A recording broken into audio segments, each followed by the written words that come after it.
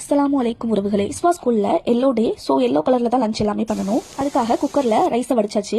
நம்ம ஆல்ரெடி பண்ணியிருந்த மிளகு கோழி வறுவல் தான் நான் அன்னைக்கு பண்ணியிருந்தேன். எல்லோ கலர்ல இருக்கணும்ல, அதனால மிளகு தூளை போட்டு சூப்பரா மிளகு கோழி வறுவல் ரெடி ஆயிடுச்சு. சைடு சாப்பாடு வடிச்சு வச்சிருக்கேன். இப்போ நம்ம லெமன் சோறு பண்ண போறோம். எப்பயுமே ஒரே மாதிரி லெமன் சாதம் பண்றதுக்கு இந்த மாதிரி பண்ணி கொடுத்தீங்கன்னா பெரியவங்கல இருந்து சின்னவங்க வரையுமே ரொம்பவே விரும்பி சாப்பிடுவாங்க. ட்ரை பண்ணி பாருங்க. வடசட்டியில 5 டேபிள் ஸ்பூன் நல்லெண்ணெய் சேர்த்துக்கோங்க. எண்ணெய் காஞ்சதும் 1 ஸ்பூன் கடுகு, 1 கொத்து கருவேப்பிலை, 1 ஸ்பூன் உளுந்து, 1 ஸ்பூன் கடலைப்பருப்பு எல்லாத்தையும் சேர்த்துட்டு உளுந்து கடலைப்பருப்பும் ப்ரௌன் கலர்ல ஆகிற வரையும் வதக்கலாம். இப்ப சிம்லயே வச்சுட்டு இதை பண்ணலாம். ப்ரௌன் கலர்ல வந்ததும் அதுல ஒரு 10 வேர்க்கடலை, 10 முந்திரி பருப்பை எடுத்து போட்டுக்கோங்க. அது நல்லா கிறிஸ்பி ஆகிற அளவுக்கு வதக்கிட்டு அது கூட 2 பச்சை மிளகா, 1 காஞ்ச மிளகாவையும் சேர்த்துக்கலாம். 1/2 டேபிள் ஸ்பூன் மஞ்சள் தூள், பெருங்காயத்தூள், தேவையான அளவு உப்பு சேர்த்துட்டு கொஞ்சமா சாதம் செய்யறதுனால ஒரு லெமனை பிழிஞ்சு விட்டுருக்கேன். ஏன் சாதத்துக்கு ஏத்த மாதிரி எவ்வளவு லெமன் புளியணுமோ புளிஞ்சுக்கலாம்.